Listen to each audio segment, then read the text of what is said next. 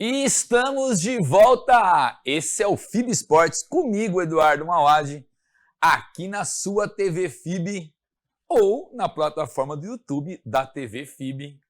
A gente já trouxe muita gente aqui de todos os esportes, de vários esportes, de futebol, de basquete, de tênis, de vôlei, de futebol de salão, de natação, enfim, uma gama de atletas a gente já trouxe. E hoje é um esporte diferente. Esse é difícil você achar outro. Se você acha que é cansativo assistir 1 hora do programa comigo, você imagina o que esse meu convidado faz. Ele faz 3,8 km de natação, mais 180 km de ciclismo e, para fechar, uma maratona, 42 quilômetros, 195 metros para ser mais exato. É o Ironman. Eu estou aqui com o Ironman bauruense. É um prazer tê-lo no FIB Esportes. Diógenes Abreu Neto. O Neto Abreu nas redes sociais. O Ironman bauruense. Prazer, viu, meu irmão? Prazer, obrigado por você estar aqui com a gente. Obrigado pelo convite. E é isso mesmo. Ironman, prova aconteceu agora dia 30 de maio, lá em Florianópolis, é isso mesmo. 3.800 de natação, 180 de bike, mais uma maratona aí para fechar. 42 e não é em vários dias, né? É na sequência. É na sequência. O que prova que tem louco para tudo. Tem louco Eu pra tô tudo. aqui com esse Diógenes Abreu Neto, o Neto Abreu. Ô, Neto, cara, é assim, é um negócio meio que absurdo a gente falar, né? Que a gente não tem muita dimensão. Então eu queria que você me contasse como é que surgiu isso na sua cabeça, falar, cara, eu vou fazer isso. Como é que isso vai entrando na sua mente para você falar, vou me tornar um Ironman? Eu falo que se a gente parar para pensar muito, a gente não faz. Mas contando um pouquinho de como isso surgiu para mim, em 2018, no meio de 2018, eu sempre fui um cara muito ligado ao esporte, né? Depois você vai contar esse lance do passagens. desafio. Em 2018 eu tinha voltado para Bauru, eu estava meio que aquela vida de trabalho e academia, e era só isso. Eu sentia que faltava alguma coisa para mim. Foi quando eu entrei no computador e vi lá a propaganda do primeiro 70.3, que é uma prova de meio Ironman, o Ironman 70.3, ia acontecer a primeira edição em São Paulo. E eu tenho um tio que ele foi, por muitos anos, um triatleta. E a hora que eu vi aquilo ali, eu falei, poxa, eu vou me inscrever nessa prova. Como é que chamava o seu tio? Só para eu... Meu tio chama Paulo Lara. Paulo Lara, um abraço. Um abraço pro tio Paulo Lara. Abraço. Do Diógenes Abreu Neto, que é filho de um grande amigo meu, do Diógenes Abreu, do Dioginho. Um grande beijo pro Dioginho. Mas vamos lá, aí você viu a propaganda no computador? Eu vi a propaganda e eu falei, poxa, tá aí o desafio que eu tava precisando. E na hora eu me inscrevi. E eu não tinha nem ideia de onde eu tava me metendo. E a partir dali, eu só falei, poxa, agora eu tenho a minha meta ali, né, que é completar essa prova, e agora eu preciso começar a treinar. E a partir de então, treinar, e foi naturalmente, uma evolução natural até chegar ao Ironman. Então, primeiro você se inscreve numa prova que é metade de todos os Ironman. Então, seria 1.900 de natação, 90 de ciclismo e Mais os 21 de corrida. Que já é um absurdo, mas tudo bem. E aí você nunca tinha entrado. Você fazia tudo isso alternado? Você não fazia... Não, né, não, Neto? Eu nunca tinha, eu falo que eu nunca tinha nem corrido 5 quilômetros assim para correr. Né? Eu já fiz em alguns outros esportes essa distância, mas eu nunca tinha parado para correr. Tá. Eu nunca tinha nadado, sei lá, 200 metros direto e pedalado eu não tinha nenhuma bicicleta. Então eu falo que o fato de ter feito a inscrição me impulsionou para começar a fazer essas coisas. Né? Quando eu me inscrevi, eu realmente não sabia onde eu estava me metendo. Chegamos em Ironman, que depois nós vamos falar sobre isso. Conta do comecinho da sua vida lá da infância, como é que surgiu o seu amor pelo esporte, os esportes que você passou nessa vida sua aí desde a infância. Bacana. Você praticou? A minha vida era inteira, eu falo que ela é inteira, né, ligada ao esporte. Então eu tive o meu avô, né, infelizmente não conheci, mas o meu avô foi jogador de futebol e o Diógenes, pode falar. Meu avô Diógenes... Ele é Diógenes Abreu Neto, o pai é Diógenes Abreu, né? Filho, né? É filho? Não tem filho. Não Diógenes tem filho? Targue Abreu. Ah, tá. Tem o nome do meio, né? O avô desse Diógenes Abreu aqui, Diógenes Abreu Neto, foi jogador do Noroeste durante muitos anos, é um ótimo jogador. Seu avô estava, inclusive, no famoso episódio do estádio do Noroeste que pegou fogo, em 1958. Seu avô estava em campo defendendo o Noroeste contra o São Paulo, no dia 23 de novembro de 58, quando o antigo Alfredo de Castilho, lá perto do SESI, atrás do hospital de base, o estádio inteiro pegou fogo, era de madeira. Depois foi construído um novo Alfredo de Castilho. Seu avô estava em campo. Olha, essa aí Então, nem eu sabia. Você não sabia Não disso? sabia. Então eu estou te falando em primeira mão. Isso é um fato. Mas seu avô ligado jogava futebol profissional, seu pai... E meu pai sempre, né, um corintiano roxo. Desde pequenininho, eu falo, poxa, desde pequenininho, desde que eu me lembro, criança, eu tinha uma bola comigo. Então, para onde eu ia, acompanhava meu pai nos intervalos ali das peladas dele, eu entrava, jogava, e dali surgiu a minha paixão pelo futebol. Então, a minha infância inteira, até os meus 11 anos ali, foi totalmente ligado ao futebol. Tentando jogar futebol. Jogando futebol, escolinha. A gente teve uma passagem que a gente foi morar em Brasília, lá eu joguei na escolinha do Zico. Joguei durante alguns anos na escolinha do Zico. Enfim, minha infância toda foi ligada ao futebol. Até que quando eu tinha mais ou menos uns 12 anos, o meu primo, no Luso, no antigo Luso ali perto do Confiança. Ah, tá, onde hoje tá tendo um empreendimento. Eu fui assistir, Luso da cidade. Eu fui assistir um torneio de tênis do meu primo, um campeonato paulista. Meu primo tinha mais ou menos a minha idade, a gente tinha uns 12 anos. E a hora que eu vi aquilo ali, né, muito diferente do futebol, o tênis é um esporte individual. Eu vi aquilo ali, eu falei, poxa, acho que isso tem a ver comigo, né? E naquele dia eu falei pro meu pai, pai, eu quero experimentar isso daí. E acho que um mês depois, alguma coisa assim, a gente tinha algumas raquetes velhas lá, o meu pai falou assim, tá bom, vamos começar a jogar tênis. Lembro que eu joguei uns 2, 3 jogos, eu falei, eu quero fazer isso aqui um pouco mais sério. Foi quando eu comecei a fazer aula com o Claudinho Sacomandi. Claudinho Sacomandi. Você deve muito claro bem lembrar dele. Pô, lembra? Claudinho Sacomandi é um ícone do tênis Bauru, da aula até hoje no Bauru Tênis Clube. Exatamente. Só que muito diferente do futebol, eu não tinha talento nenhum pro tênis. Você não tinha talento pro tênis? Não tinha talento nenhum. O futebol até tinha alguma coisa ali, mas o tênis eu não tinha nada de talento. E eu já via, né? Tinha equipe lá do Celso, a equipe de tênis do clube, e os meninos já jogavam Campeonato Brasileiro, tinha o Pedro, o Guilherme De Stefani. Pedro Escoguglia. Inclusive, acho que esteve aqui, né? Esteve aqui foi nosso entrevistado. O Pedro já jogava e eu falei... O Guilherme De Stefani jogou muito tênis também. E eu olhando aquilo, eu falei, poxa, um dia eu quero jogar com esse pessoal, quero jogar torneios. Eu acompanhava um pouco ali da rotina do pessoal, mas o nível era muito abaixo. Foi quando meu pai me deu um livro, né, do Bernardinho, treinador de vôlei da seleção, Transformando Suor em Ouro. Foi o primeiro livro que eu li na minha vida. Como é que chama o livro? Transformando Suor em Ouro, do Bernardinho, técnico de vôlei da seleção, enfim. Feminina. E lá ele falava uma coisa, ele falava isso, ele falava, eu nunca fui um cara que tive talento para o esporte, mas eu era muito dedicado. E aquilo ali entrou na minha cabeça, eu falei, poxa, tá aí. Eu não tenho tanto talento, eu tenho que ir pro lado da dedicação. E eu comecei a treinar absurdamente. Eu treinava muito, muito mesmo, comecei a treinar muito. E o meu jogo começou a evoluir bastante. O que prova que o treino, ele às vezes supera o talento, né? Quem fala isso para mim numa entrevista, inclusive, é o Richarlison. Ele fala, cara, eu voltava antes que todo mundo... Eu tinha um preparo físico absurdo, até hoje o Richarlison tem. E ele fala muito sobre isso, que tem gente que é craque, que não precisa treinar, que a bola vai sobrar, vai fazer o gol, vai decidir. O cara que ele considera que ele é um pouco abaixo em termos de talento, ele tem que treinar mais, ele tem que compensar mais, com o esforço. Tem que compensar com a parte física. E a gente vê muito isso no esporte, né? Muita gente que tem muito mais talento não consegue o sucesso e muita gente que se dedica mais alcança, que acho que por onde você foi optar aí no tênis.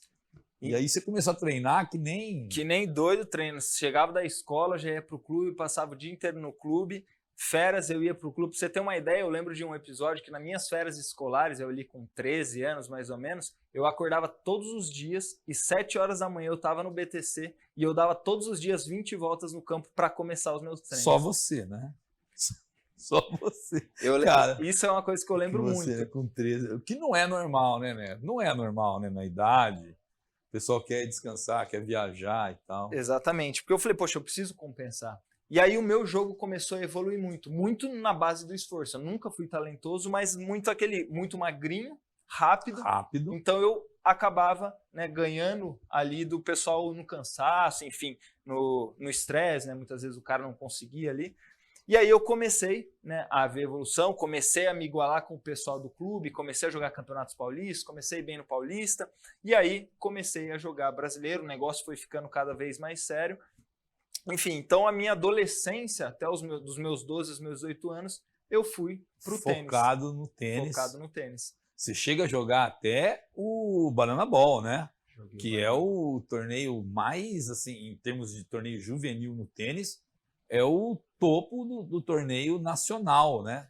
Geralmente disputado em Santos. Foi em Santos que você foi jogar? O que eu joguei foi em São Paulo. São Paulo, mas é o torneio colocado como um parâmetro, assim, topo. Quando eu comecei a jogar tênis, eu só ouvia falar desse torneio, que era aquele negócio, o ápice do tênis juvenil aqui no Brasil. É o Banana Ball. Não sei se ainda hoje tem sim, essa... ainda hoje. Eu acho que sim, Eu lembro que na época que eu jogava, era o Andy Roddick, que era um dos primeiros do mundo, e ele acho que tinha ganhado esse torneio, então era um torneio que estava muito em alta. E eu coloquei isso como objetivo, falei, poxa, um dia eu quero jogar esse torneio.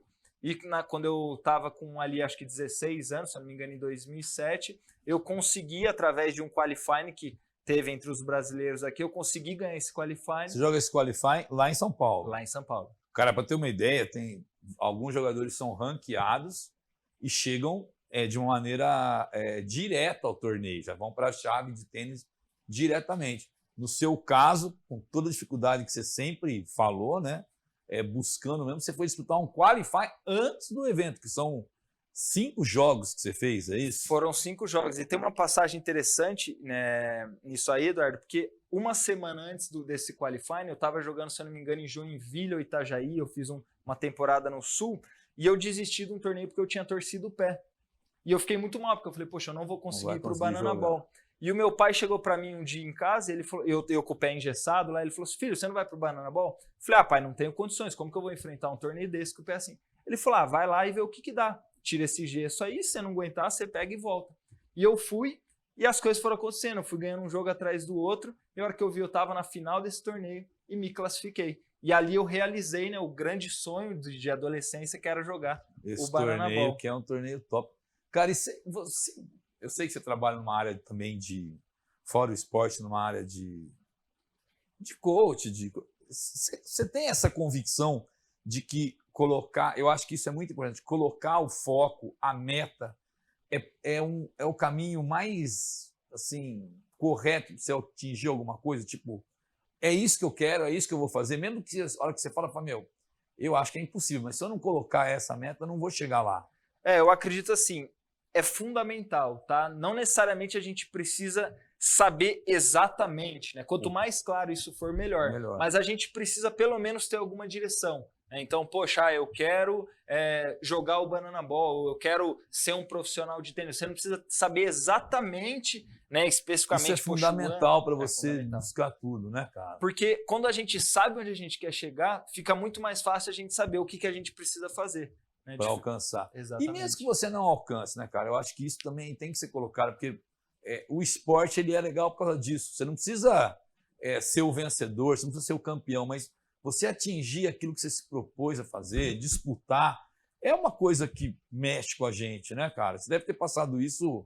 Eu tenho até uma frase que eu gosto de falar, que é a seguinte: ninguém é obrigado a conseguir nada, mas a gente é obrigado a tentar com tudo que a gente tem, né? Com todas as nossas forças. Com o máximo de força que você puder. Exatamente. Eu acho que o negócio e o esporte é muito isso. Né? Não necessariamente a gente precisa ser o campeão, né? O melhor. Nem sempre vai ser, porque no esporte tem um monte de gente jogando para ter um campeão, mas é o que você falou. Você tem que, como é que é a frase? Você tem que obrigação, a gente não é obrigado a ganhar, mas a gente é obrigado a tentar com tudo aquilo que a gente tem. Que você tiver. Eu acredito muito nisso, e é isso, muito a mentalidade, né? Acredito que a gente vai falar mais pra frente, da prova em si do Ironman. Não tenho dúvida, porque é um negócio que você for, é o que você falou, se for parar para pensar, já desiste na hora que você fala como é que é o que tem que fazer, né? Então, é diferente, vamos jogar vôlei, vamos jogar basquete, você vai entrar na quadra, você vai ter habilidade ou não, tentar desenvolver as jogadas, os movimentos, mesmo no tênis, que é um esporte até mais difícil para você jogar, né? Não é como o futebol, que todo mundo sabe jogar, chuta a bola, vamos correr e tal. Mas a hora que você fala o que você precisa, vamos fazer uma prova de 400 metros com barreira, vamos ter que ter velocidade, vamos ter que saber a hora, os passos para poder ultrapassar as barreiras, a cada tantos passos eu vou dar o pulo. Você vai tendo a técnica, mas a hora que você fala o que tem que fazer para o teu caminho de Ironman, muita gente fala, não existe, não é essa tenacidade que você tem que eu acho que é fundamental, né? Isso que você falou é engraçado, porque eu me fiz essa pergunta várias vezes, né? Quando eu comecei, eu falei, como que um cara, ou uma mulher, também tem muitas mulheres que fazem isso, eles conseguem, né? O que eles pensam? Na hora que eles falam, poxa, eu vou largar ali, eu vou ter que ficar aqui durante, sei lá, 8 horas, 9 horas. O recorde mundial do Ironman, isso eu pesquisei, estou pesquisando, não é fácil. 7 horas e 21 minutos. 7 horas e 21 norueguês, batido em Cozumel, que foi o campeão olímpico. Campeão olímpico norueguês? Christian Blumenfeld. Obrigado, você falou o nome que é meio difícil. Ele pulverizou o recorde, né?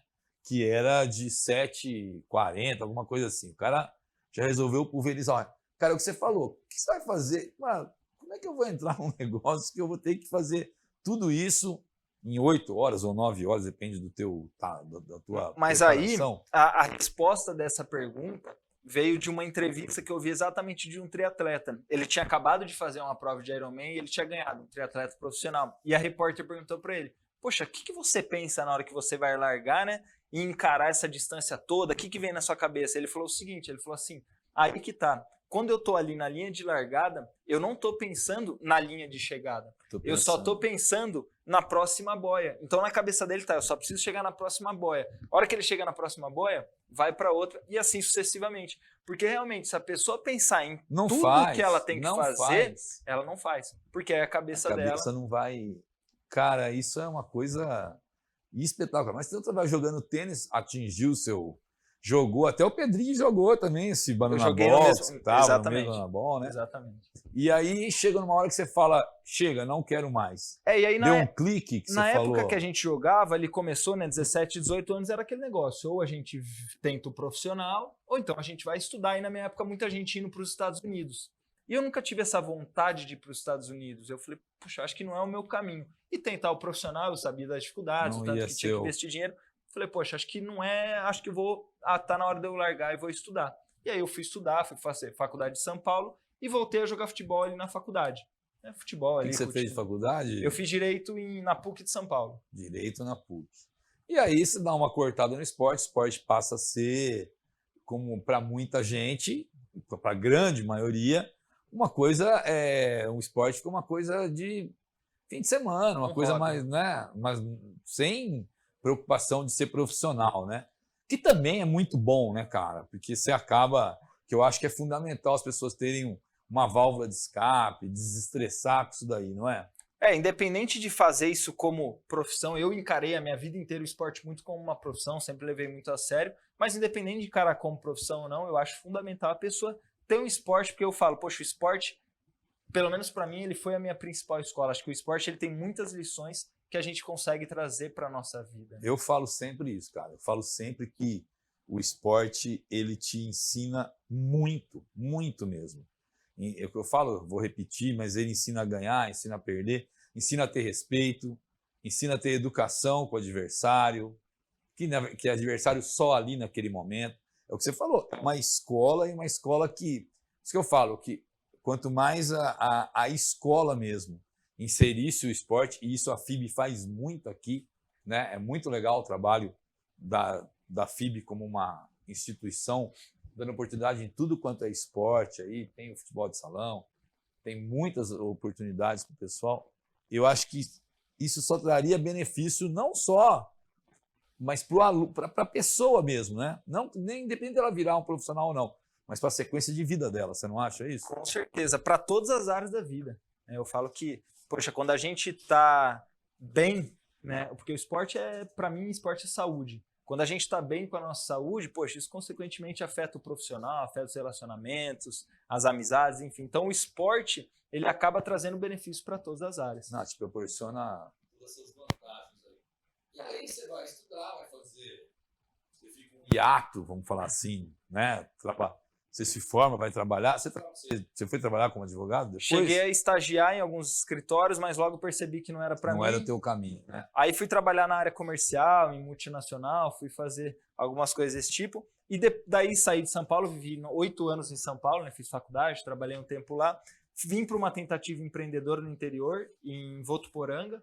Passei um período curto ali e voltei para Bauru, muito por conta da família da minha esposa, tem negócios aqui em Bauru.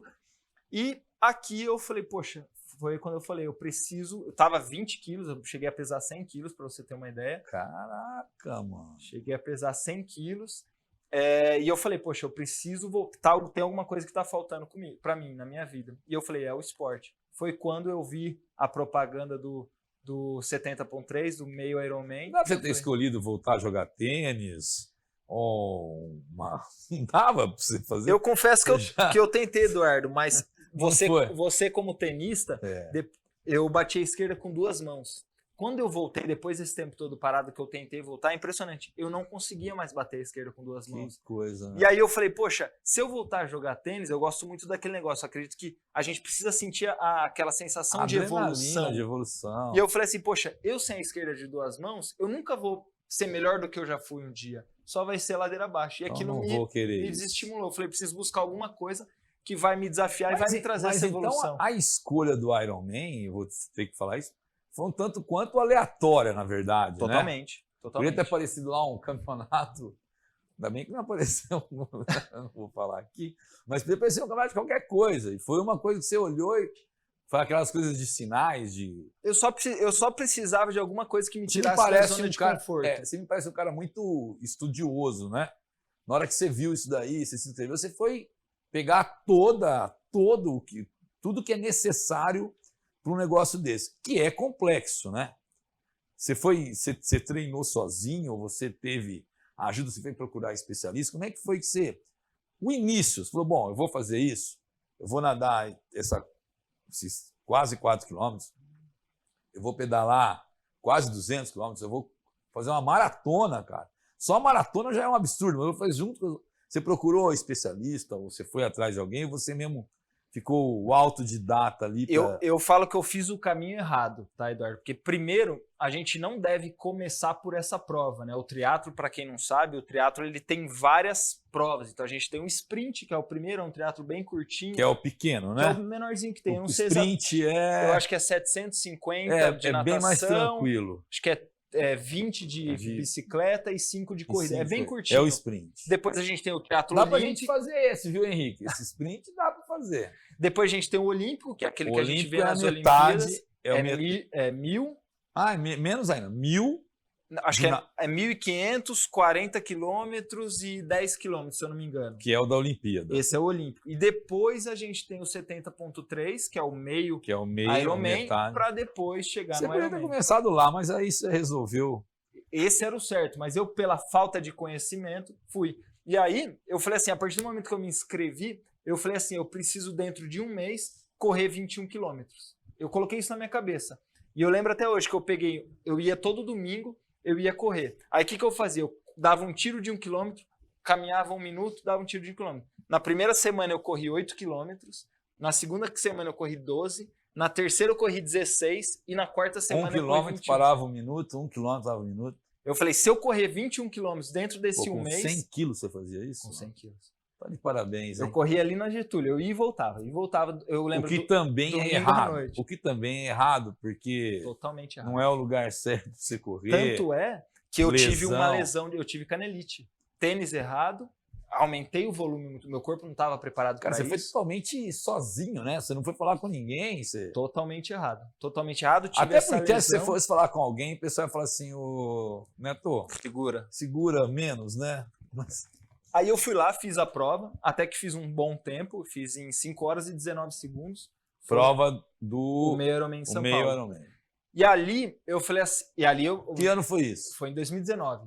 Tá. Foi, se eu não me engano, a última prova antes da pandemia. A última prova antes da pandemia. E ali que o negócio, aí o bichinho, né? Aí pegou de vez. Aí me pegou, e aí que eu fui fazer da maneira correta. Aí eu falei, não, o buraco é um pouquinho mais embaixo. Se eu quiser evoluir da maneira correta, eu preciso atrás de um profissional. Foi quando aí eu fui atrás de uma assessoria. Hoje a gente tem muitas assessorias que te permitem, né, que passam treinos online, planilhas de treino. Eu fui atrás de uma assessoria que ela é bem conhecida lá em São Paulo. Aí foi quando eu comecei a levar o esporte mais a sério, comecei a entender, comecei a estudar, pesquisar. Para quem quiser, quem for louco bastante, né? Quem quiser começar ou pensar em fazer isso, tem assessoria. Qual que é a assessoria que você usou? Posso saber? Naquela época eu usei a Lobo Assessoria. Hoje eu tô com uma aqui de Bauru, tá? Mas existem várias. Várias. Tá? Então, se você... Mas é o que o que você recomenda. A pessoa tem que entrar já de cara, primeira coisa, tendo uma assessoria para delinear os treinos, para explicar o que vai fazer, o que não vai fazer. Busca um profissional, porque o processo ele já é muito sofrido. Se você fizer ele da forma errada, ele passa a ser mais sofrido e aí não faz sentido. E outra coisa também que eu acho que eu vou ter que perguntar para você. Por mais o futebol você joga com mais 20 caras do lado, o basquete com mais 11, o tênis, se você está jogando sozinho, você tem um cara do outro lado. Cara, é muito pesado o treinamento sozinho, tudo sozinho você fazia, cara. Você não tinha nem companhia para treinar, né? Que é complicado também, né? Até nessa parte psicológica, vamos falar, não é? Tanto é que as pessoas, quando a gente fala do Ironman, da prova, as pessoas acham que o mais difícil é a prova. E a gente que faz o Ironman, a gente fala o seguinte, a prova, ela é o momento da comemoração, porque o difícil do Ironman são os treinos, porque você não chega a fazer essa distância da prova, mas você pega dias, por exemplo, final de semana, que eu treinava durante 7 horas, por exemplo, num domingo. Você tá louco. Entendeu? E ali, a prova, você tem toda a torcida, você tem toda a estrutura todo mundo do lado, puxando o outro. Você tem o cara que tá gritando no rádio, você tem a estrutura da cidade. Agora, quando você tá na sua casa ou você tá na rua sozinho e você tem que correr, sei lá, 36 quilômetros, 3 horas, aí é o difícil. Você tem que acordar. Eu lembro de treinos de domingo que eu acordava 3 horas da manhã para começar a treinar às 4 para acabar meio-dia, 1h da tarde, entendeu? Gente, não é brincadeira, né? Não é. É Diógenes Abreu Neto. Neto Abreu nas redes sociais, viu? @NetoAbreu, quiser seguir o menino. E para seguir ele não é fácil, não, porque ele deve, ó. Eu vou fazer uma parada, nós vamos criar nosso apoio cultural. A gente já volta, eu vou destrinchar esse tal de Ironman. O que tem que fazer? Quem sabe a gente não comece a tentar? Fica com a gente, já estamos de volta daqui a pouco.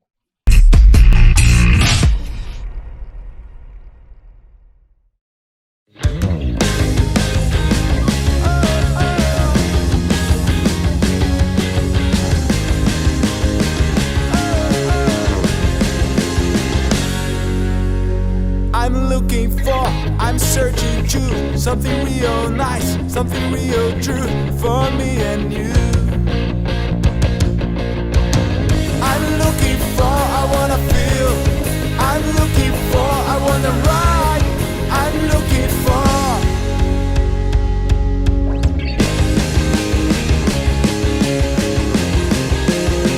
I'm looking for, I'm searching to something real nice, something real true for me and you. I'm looking for, I wanna feel.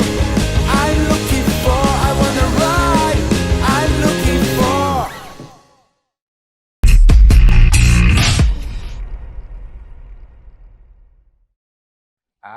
Estamos de volta para seguir essa conversa, essa resenha com o Ironman bauruense, hein? Jesus Maria José. E até o camelo, porque o cara fazer o que ele faz, não é fácil, não.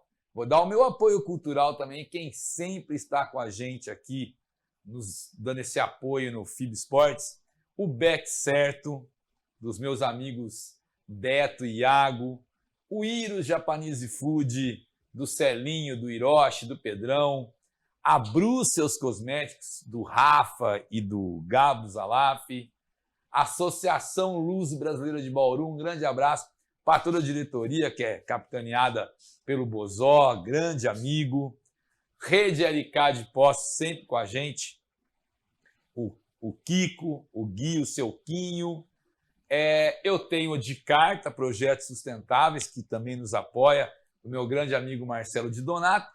E estreando mais um apoio aí com a gente, a X Imobiliária do Ruizinho Pagano, também um tenista excepcional. O Ruizinho está aqui com a gente. Eu vou seguir essa resenha. Eu não vou conseguir deixar de brincar com ele, né? Eu preciso brincar, que eu acho que... Eu sempre falo que eu não aguento correr, né? Eu gosto de praticar esporte, mas correr é uma coisa... Quem foi feito para correr não é gazela, leão, zebra. O ser humano não foi feito para correr. Não tá certo. Você acha isso, Neto? Tô certo ou não? Eu acho que em parte está, Mas aí é fazer o quê, né? É o que você falou, tem louco para tudo. Você foi fazer o Ironman, foi agora há pouco.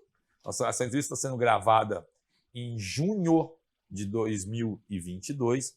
Você participou do Ironman lá em Florianópolis, é isso? Florianópolis. Quando que foi? Foi há pouco 30 tempo. de maio, foi... 30 de maio. Nós estamos duas semanas atrás. É por isso que ele está aqui e já está descansado. Eu achei que ele ia chegar cansado e tal. Qual foi o tempo de preparação? Que prova que você disputou antes de participar do Ironman? Nesse período? Depois da prova de São Paulo, eu estava inscrito em mais 4 meio Ironmans para o ano de 2020. Foi quando veio a pandemia, cancelaram todas as provas. 2021 a gente achou que fosse voltar, aí eu já estava inscrito para Ironman, mas também cancelaram. Não tivemos... Então em 2020, quando veio a pandemia, você ia disputar mais 4 do meio Ironman. Como é que chama? 70.3. Por que 70.3? Tem alguma... Porque 70.3 milhas. Ah, tá. Entendeu? É o que dá e o Ironman 140.6 milhas. Parabéns, hein, para os envolvidos para fazer 140. Mas vamos lá. Você passou 2020 então, e aí você resolveu em 2021, você já se inscreveu pro Ironman, mas também foi cancelado. Então todas as provas de 2020, você 2021... Você ficou 2 anos inteiros treinando e treinando. Treinando sem competição. Não tinha competição e agora... Em 2022, voltou o Ironman. Então você já vai direto para o Ironman, que teve agora em junho. Quando você vai para Florianópolis, na sua cabeça, você tinha a convicção, a certeza de que você ia completar a prova? Ou era uma coisa que você...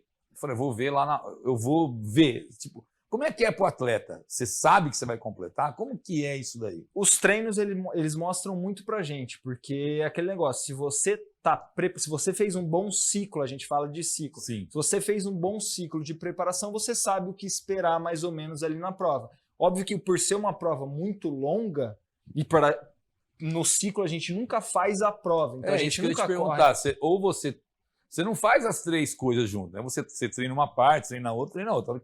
Depois na prova você coloca as 3. Você junta. Então eu que nunca tinha feito essa prova, eu não sabia como o meu corpo ia se comportar. Você tem, por exemplo, a bicicleta que pode dar algum problema, fura um pneu, alguma coisa desse tipo, que eventualmente pode te tirar da prova. Mas não tem bicicleta reserva, nada? Você leva a sua e acabou? Não só tem? a sua bicicleta. Só a sua. Você pode levar a ferramenta, tem os mecânicos da prova, caso fura o pneu, estoura uma corrente. Mas não leva 2, leva uma só. Mas é uma bicicleta só. Então tem algumas coisas desse tipo que podem atrapalhar a tua prova. Alguma problema em disposição, alguma coisa desse tipo. Mas eu falei, poxa, se nada disso acontecer, mesmo que eu termine a prova caminhando, como muitas pessoas terminam a prova, eu tinha convicção de que eu ia terminar. Então, isso estava na minha cabeça. E deixa eu te falar uma coisa. Cara, você se prepara tanto para um negócio desse. Como que é os dias que antecedem a prova? Alimentação, sono, lógico, tem que ter, descanso. Até para a pessoa saber, a gente sempre ouve aquelas coisas, vai jogar um jogo importante, come uma massa antes, um macarrão. Como que é a alimentação sua chegando perto da prova? A gente come muito carboidrato.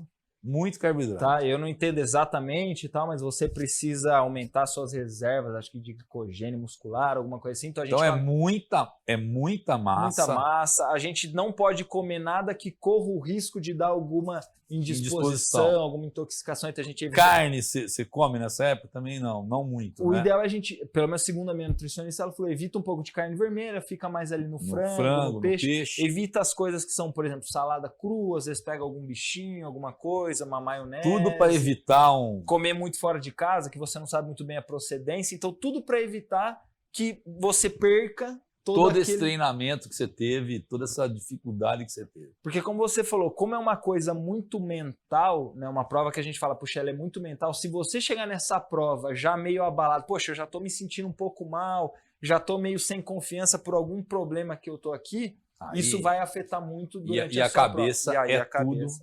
Para você ter uma ideia, o recorde dessa prova mundial é 7 horas e 21 minutos.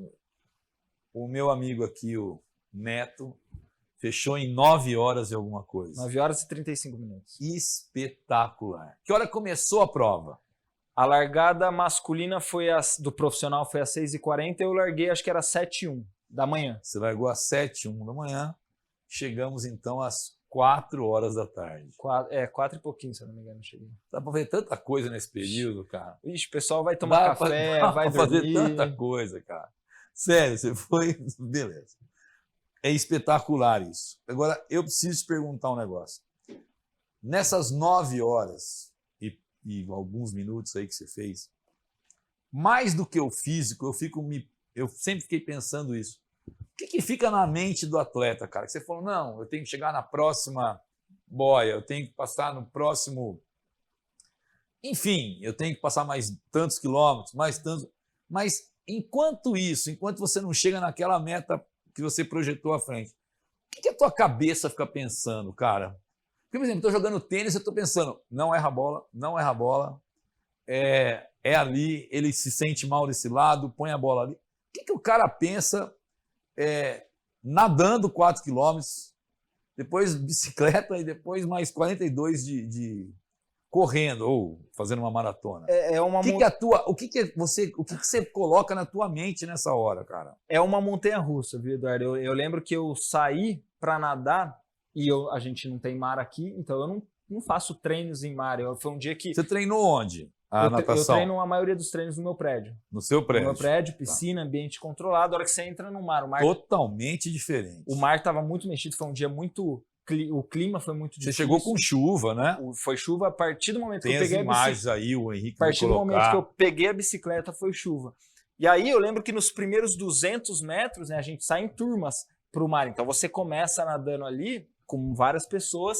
E eu lembro que tinha um cara na minha frente, batendo perna, ele bateu... Eu ia te perguntar isso, cara, você já falou antes. Ele bateu o pé no meu óculos. O que é normal, né? O que acontece muito. Sem querer, bateu o pé no meu óculos e eu tinha nadado 200 metros, né? Faltava...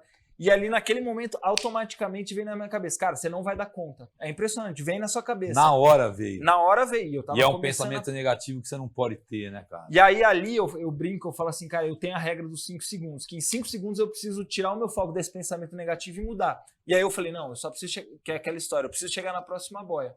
E aí você vai. Só que ao longo da prova, é impressionante, o pessoal fala assim, imagina o seguinte, como se você fosse um carro, e você começa com o tanque de combustível cheio. E o mais difícil da prova é o quê? É você controlar a gasolina para que ela dure a prova inteira. Porque não adianta você nadar, exatamente, nadar bem, aí você depois não consegue fazer a maratona ou vice-versa. Você tem que... Cara, é um negócio... A coisa que mais passou na minha cabeça foi exatamente isso. Poxa, será que eu estou na intensidade certa para chegar até o final? Então, o tempo todo eu ficava pensando nisso. Mas sem você ter nisso. feito, cara, de onde vinha a ideia da intensidade certa? Já que você nunca tinha feito.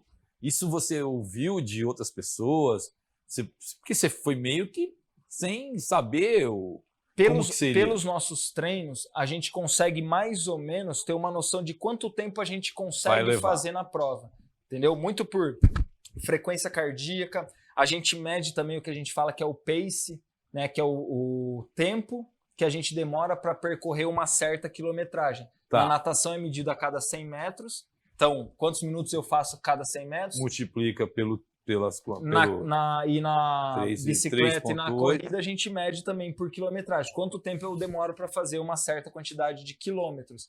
Então a gente consegue ter mais ou menos uma noção de, poxa, eu tô muito forte ou eu tô muito fraco. Tá, entendeu? Então tá. a gente consegue mais ou menos ter uma noção. E a noção de tempo? Ah, você tá com o relógio o tempo você inteiro, faz né? Faz o tempo inteiro, porque senão você vai perder. O tempo inteiro por quê? Pergunta meio idiota porque essa. tem uma quarta modalidade. tá na prova. Que as pessoas, que assim, que eu falo que pelo menos nessa prova eu percebi que talvez é mais importante do que todas as outras, que é o quê? A hidratação e a suplementação durante a prova. Durante a prova. Porque você não consegue fazer essa prova se você não se hidratar e suplementar o tempo todo. Isso você pega, essa hidratação, você pega na água, os caras te dão, né? Não dão por... Você tem os pós de hidratação, mas todo mundo leva a sua própria hidratação. Então a gente... Você já está marcado ali qual é a sua, né? Não, você leva na bicicleta. Na própria bicicleta. Na sua roupa, no bolso. Na natação não tem isso, então. Na natação, não. Você começa a partir da bicicleta. A partir da bicicleta. Na natação até tinha uma voltinha que a gente fazia ali na areia para dar a segunda volta, que eles davam água. Mas a hidratação, a suplementação, ela começa na bicicleta, cada um levando a sua. E tudo isso tem que ser muito bem feito, estudado. Calculado, por exemplo, eu pelo menos consumi gel de carboidrato. Tá? Então eu consumia um gel de carboidrato a cada 20 minutos. A cada 20 minutos. A partir de 1h10 de prova, 10 minutos que eu estava na bicicleta. Haja gel de carboidrato, hein, Foram irmão? mais ou menos uns 25 géis durante a prova. Então a gente tem que controlar muito bem. Tá, então tirando esse lado aí que a gente falou, lado mental, de você estar contando o tempo, vendo se você está bem, não vem nada na sua cabeça, tipo, o que eu estou fazendo aqui, eu tenho que chegar, não vem a família, o pai, a esposa, a mãe, não vem nada, cara. Na minha cabeça não passou muito. Tá? Na minha, eu só me concentrava assim, porque foi um dia que teve muita chuva. Choveu muito lá, né, em Floripa, difícil. Né? Então eu só meio que me concentrava no quê? Fugir de buraco, de poça, e eu meio que pedia para que nada acontecesse. Por exemplo, poxa, não fura um pneu meu, não quero cair aqui. O equipamento não te atrapalhar, né? O meu pensamento o tempo todo, até a corrida, eu só pensava assim, poxa, eu quero ter a oportunidade de chegar para correr, porque a partir dali... Aí você já sabe que você vai... Eu sabia que era só dependia de mim. Entendi. Até a gente chegar para correr, não você depende. tem muito o fator da bicicleta, outra pessoa pode cair na sua frente, você tropeça. Aí não tem jeito, e aí não você tem não consegue continuar. E a bicicleta não é tem subida, descida, passem por tudo, né? Como geralmente a cidade de praia é mais plana. Então essa prova tinha uma ou duas subidas, mas a mesmo maioria assim a maioria é plano. Cara, é espetacular isso, espetacular. Depois você acaba a prova, come à vontade, perde quantos quilos numa prova dessa? Olha, se eu não me engano, eu perdi quase 9.000 calorias. Devo ter perdido uns 5, 6 quilos. Eu ia falar isso, 5 quilos pelo menos, né? Porque você desidrata. Se tivesse muito. Sol, não seria pior em termos de você... Não para a bicicleta, mas para acabar a maratona. O sol não desgastaria mais? É mais desgastante. Muito por conta da... Você sua muito mais. Sua mais, né? Entendeu? Perde mais. Lá, como estava chovendo, foi até engraçado, porque as pessoas falaram, poxa, eu nunca tinha tido tanta vontade de urinar igual eu tive, por conta da... Como você está planejado para fazer uma certa hidratação. Entendi. E o clima está chuvoso, estava muito frio... O sol seria diferente, Com o sol seria diferente. Com o calor seria diferente. Porque você participa da categoria acima de 30 a 34 anos. Isso. Você chegou muito bem colocado, inclusive, né? Cheguei na 22ª posição da minha categoria. Sensacional isso. Eu vi a emoção do seu pai na filmagem, imagino a sua. Pô, que negócio espetacular. Acabou a prova, perdemos 5 quilos. Aí nós vamos comer até não poder mais também, né? O que vem? Meu, cara, a primeira coisa que vem é que você cruzou aquela linha de chegada. Qual que é a primeira coisa que vem na cabeça? Aí é que é o mais louco. Eu lembro como se fosse agora. Eu cruzei a linha de chegada, a minha reação foi olhar para trás, porque no pórtico ali tem o tempo, né? Você vê. Eu olhei para trás e automaticamente já veio o tempo que eu quero fazer na próxima prova. Eu ia falar isso, cara. O cara é tão louco. Eu tinha pensado isso. A hora que terminou, ele falou assim, opa, vamos para a próxima, exatamente. Porque essa eu já consegui. Eu já pensei, poxa, dá para melhorar, porque foi automático. Tem gente que cruza, é muito engraçado, porque tem gente que faz isso muito como um desafio da vida. Então a pessoa ela faz uma vez para nunca mais. E ela nunca mais faz. Tanto é... Menos louco que você, diga-se de passagem. Olha, né? Que curiosidade. O Ironman é uma marca. Tá? É a marca mais famosa de triatlon. É a segunda marca mais tatuada no mundo. Pô, não sabia. Que informação, só hein? perde para Harley Davidson. Só perde para Harley? Porque justamente isso. O cara faz, ele se prepara, fala, vou fazer uma vez para mostrar que é essa marca aqui, ó. Essa marca aqui, que é o M-Dot que eles falam. Pô, que coisa espetacular, cara. Porque tem muita gente que... Eu até lá na prova, né? Depois que a gente terminou, você falou, depois que termina, como que é óbvio, a gente come um monte de coisa e tudo mais. Só que depois é meio que uma tradição. A gente volta, porque 9h35 é o tempo rápido. A prova tem até 17 horas para você concluir. Pô, então tem a gente que você volta para dar o apoio para os que A estão gente lá volta ainda. para acompanhar. E ali, vendo aquilo ali, eu falei, poxa, esses são os verdadeiros Ironmans. Porque tinha gente ali, o cara tava com cãibra no começo da maratona, tinha gente ali que tava, curvado, não conseguia correr, gente de 60 anos, senhorinha Pô, é de 60. sensacional isso, Então, cara. é o espírito do Ironman que eles falam, entendeu? Então, E é uma prova... coisa, aí você volta para dar apoio para esse pessoal que chega. Pô, é muito legal, né, cara? É guardar as proporções, é que nem o pessoal da Guarda São Silvestre, né? Tem gente que coloca isso como meta, vou fazer, e chega depois que todo mundo já foi embora.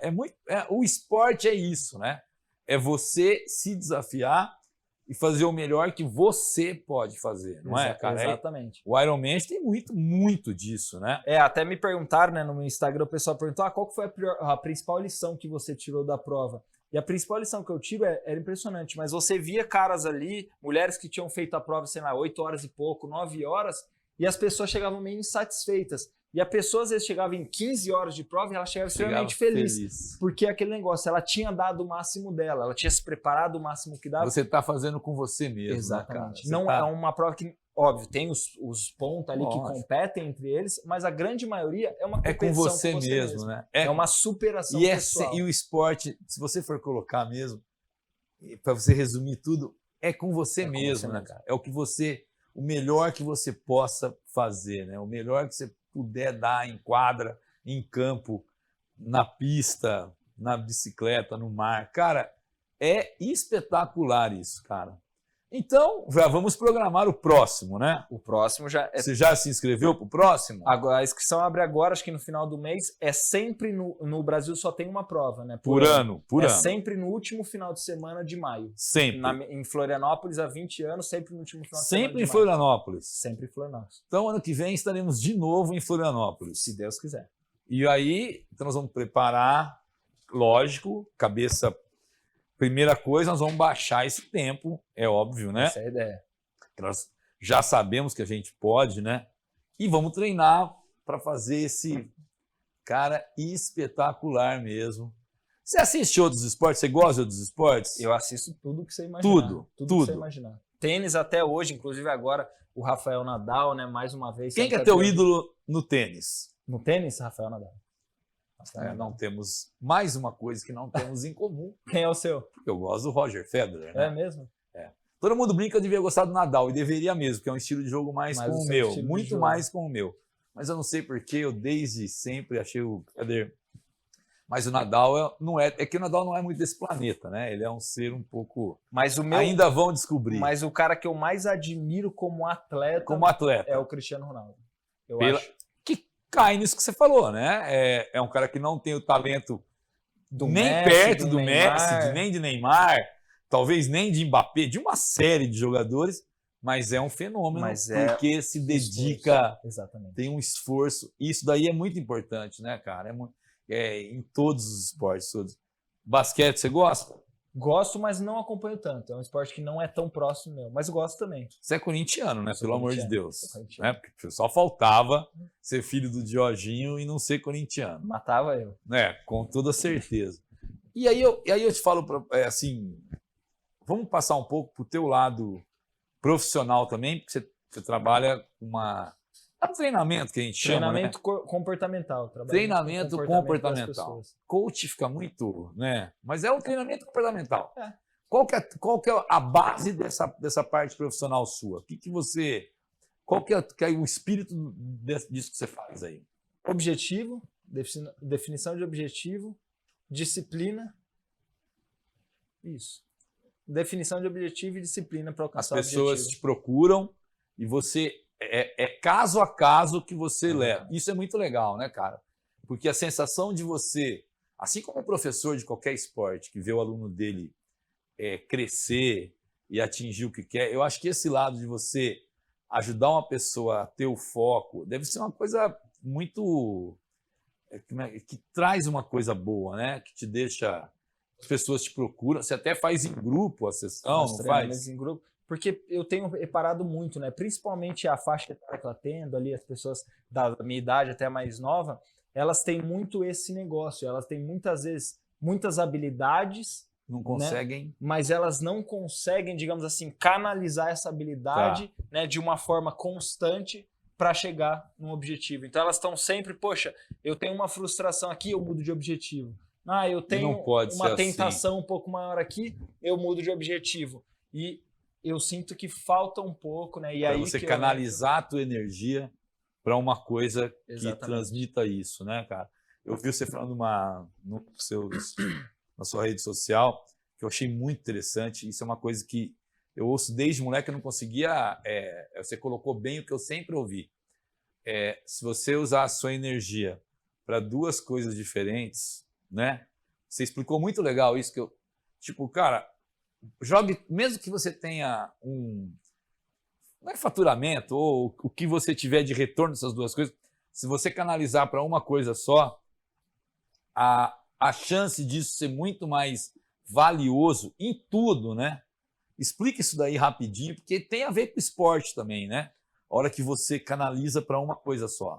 porque eu falo o seguinte, imagina que a gente divida a nossa energia em fazer duas coisas. Por mais que a gente consiga, né, fazer as duas coisas mais ou menos, a gente não vai conseguir tirar o máximo proveito daquilo, porque a energia ela Tá dividida. dissipada nessas duas coisas. Quando a gente pega toda essa energia e dedica somente para uma coisa, aí a gente consegue toda a potência, tá, para essa única Que você coisa. vai. Então, e o esporte é isso. Dificilmente a gente vai ver, por exemplo, alguém nas Olimpíadas que o cara vai ganhar, sei lá, o basquete e a Não natação, tem a como. corrida e a E natação. aí, como é que você faz isso? Já que você tocou nesse assunto, você está fazendo uma prova de natação dificílima, uma prova de ciclismo dificílima e uma prova de atletismo, que é a mais difícil de todas.